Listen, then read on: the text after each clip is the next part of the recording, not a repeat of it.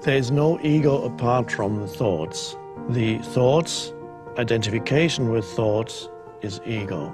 But the thoughts that go through your mind, of course, are linked to the collective mind of the culture you live in, humanity as a whole. So they are not your thoughts as such, but you pick them up from the collective, most of them.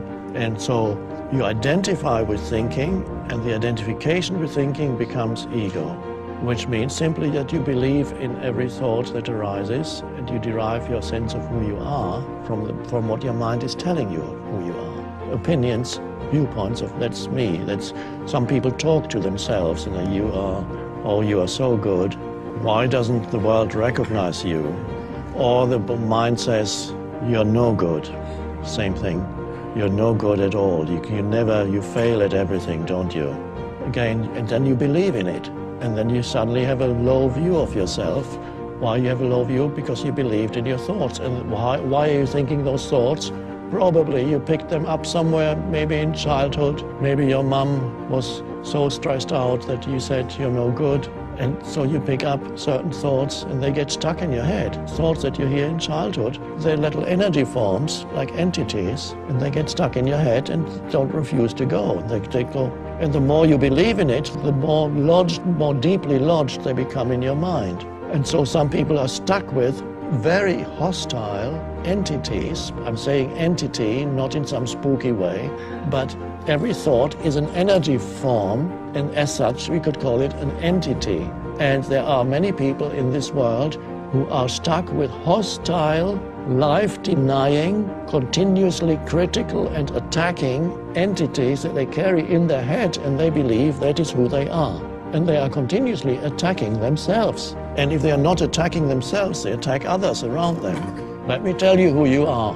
Of course, what they're really saying is, let me tell you who I am. So they project the famous, the famous saying, we don't see things as they are, we see them as we are.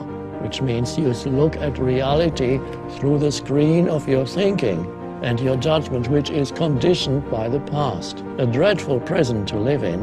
It's like blinkers, worse than blinkers. It's like looking at reality through heavy veils. So the identification with thinking, believing in your thoughts, having no space outside of the movement of thought. Again, here we come to the vital thing, lack of space inside. That is the unconscious condition, spiritually, completely unconscious. And then you are burdened with a heavy ego. You are the ego, which is not an entity apart from thought. It is thoughts that you have identified with. And the first moment of freedom comes when you realize that certain thoughts have been going through your head for years, perhaps, and that they are only thoughts, and that you are not the thought, you're the awareness. Everybody's life, in daily life, things go wrong, you miss a bus, you get stuck in a traffic jam, or you lose some money.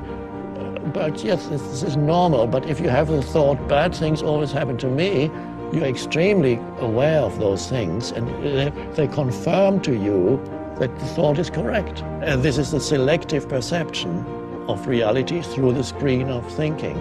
So the reality will confirm to you, and not only that thought or any thought of that kind actually attracts bad things, negative things. So freedom comes from stepping out, encountering, first of all, a little bit of space inside you, presence. And then from there you realize certain thoughts as repetitive and just a thought. Bad things always happen to me. Oh, there it goes again. I thought that before. So that's to become free of ego means becoming free of thought, identification with thought. That's the end of the ego. It may reassert itself from time to time, but at least that's the awakening.